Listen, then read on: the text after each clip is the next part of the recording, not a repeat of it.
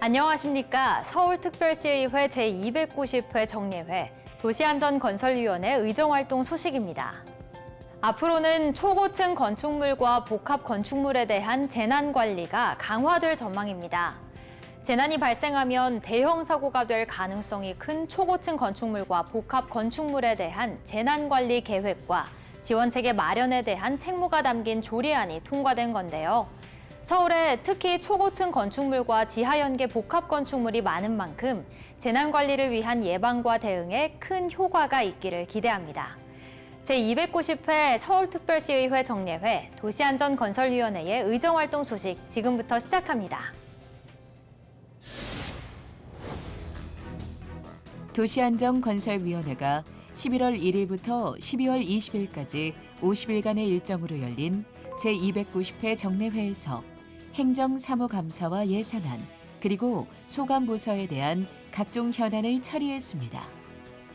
도시안전건설위원회는 소관부서인 안전총괄실을 시작으로 소방재난본부, 물순환안전국, 도시기반시설본부, 기술심사 담당관, 서울기술연구원에 대한 행정사무감사를 진행하고 이어서 2020년도 예산안 심사와 조례안을 심의했습니다. 정례회 기간 심의 검토된 안건은 서울특별시 지하도 상가 관리조례 일부 개정 조례안을 비롯해 동부간선도로 지하화 민간투자사업 추진 동의안 등 모두 10개 안입니다.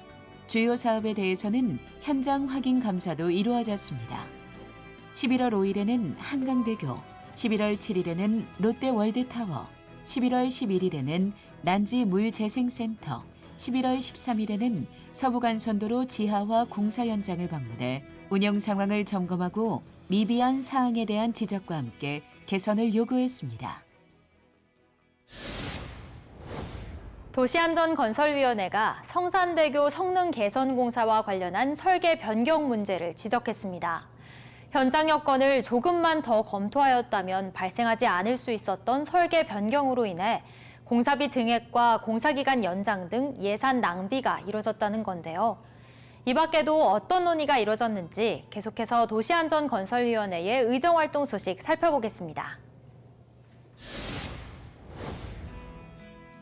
도시안전건설위원회가 고양시와 갈등을 빚고 있는 난지물재생센터를 방문해 하수 처리 시설 운영 관리 실태를 점검하는 한편 센터 내 서대문구 음식물 처리 시설의 불법 증축 과정을 사전에 대비하지 못한 점에 대해 날카롭게 지적했습니다.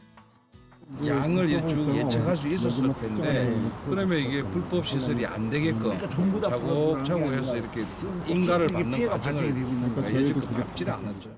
이게 협의가 안 된다고 해서 이게 이 상태로 가버리면 서부간선도로 지하화 공사 현장을 방문한 자리에서는 향후 대심도 터널 공사 현장에 적합한 지하 수위 계측 및 관리 기준의 재정립과 현재의 수동 계측에서 자동 계측으로의 전환이 필요함을 피력하는 한편 지상부에 설치 계획 중인 자전거 도로에 대해서는 안전성에 문제가 있다고 지적했습니다.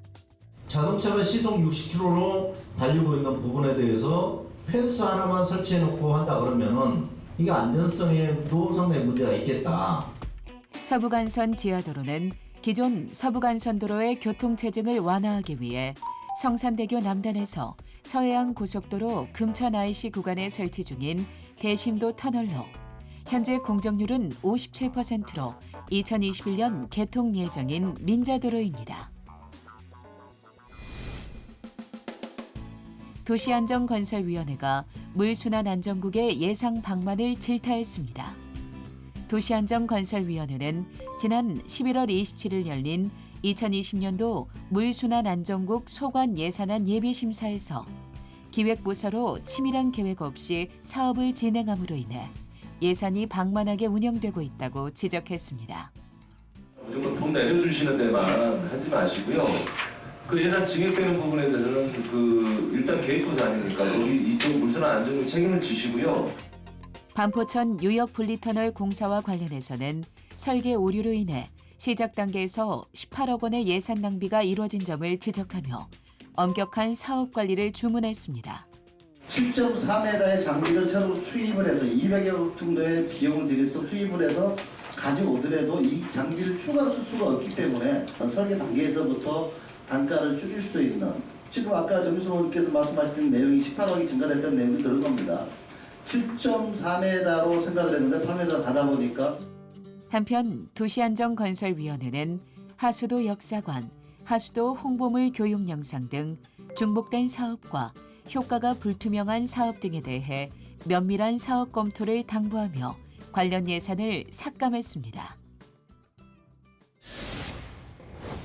미세먼지가 기승을 부리는 겨울이 찾아왔습니다. 우리 어린이들이 뛰어노는 놀이시설의 대부분은 실외에 위치하고 있어서 많은 미세먼지에 노출될 수밖에 없는데요. 어린이 놀이시설의 미세먼지 제거 조치를 위한 근거가 마련됐습니다. 시민 리포터가 찾아가서 자세한 이야기 들어봤습니다. 함께 보시죠.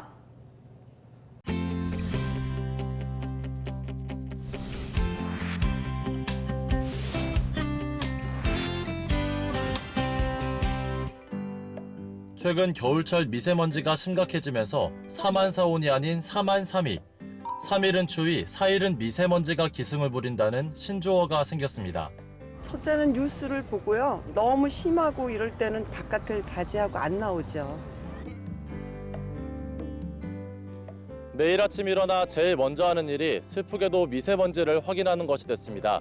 지금 제가 나와 있는 이곳은 서울의 대표적인 어린이 놀이터, 꿈틀꿈틀 놀이터입니다.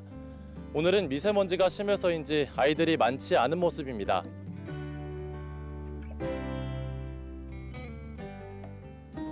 어린이 놀이시설의 95%는 꿈틀꿈틀 놀이터처럼 야외에 위치하고 있습니다. 미세먼지가 많은 날에는 이용을 자제하면 되지만 부모님들의 걱정은 따로 있습니다. 겨울철에도 미세먼지가 나쁘다는 뉴스 많이 접하고 있기 때문에 그때 아이들이 꼭 나와 놀려고 하는데 놀이터에도 놀이시설에 먼지가 많이 쌓여있을 것 같아서 좀 많이 걱정이 되고 있습니다. 그래서 제가 준비한 것은 짜잔, 바로 흰 장갑입니다. 제가 직접 아이들 놀이시설을 손으로 닦아보겠습니다. 보이시나요? 물론 손에 묻은 게 모두 미세먼지는 아닙니다. 하지만 이 먼지들 속 미세먼지가 걱정된다는 분들, 그 걱정 잠시 접어두셔도 좋겠습니다.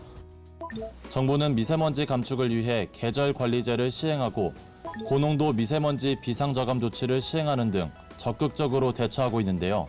하지만 학부모와 학생들은 고농도 미세먼지 발령 후 외부에 있는 어린이 놀이시설에 남아있는 미세먼지를 제거해달라는 요청이 지속적으로 있었습니다.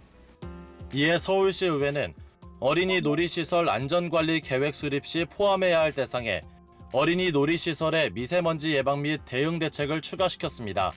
한편 고농도 미세먼지 비상저감 조치 발령 해제 이후 어린이 놀이시설의 미세먼지 제거를 위한 조치를 시장이 지원할 수 있도록 서울특별시 어린이 놀이시설 안전관리 지원조례 일부 개정 조례안을 통과시켰습니다.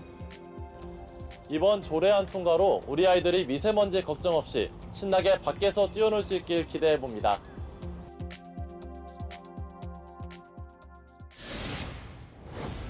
도시안전건설위원회 조사에 따르면 서울 시민들은 자연재난 중에 태풍과 지진을, 사회재난 중에는 화재와 교통사고를 가장 위협적으로 인식하고 있는 걸로 나타났습니다. 또한 응답자의 73%가 서울시가 각종 재난 및 안전사고로부터 안전한 편이라고 응답했다고 하는데요.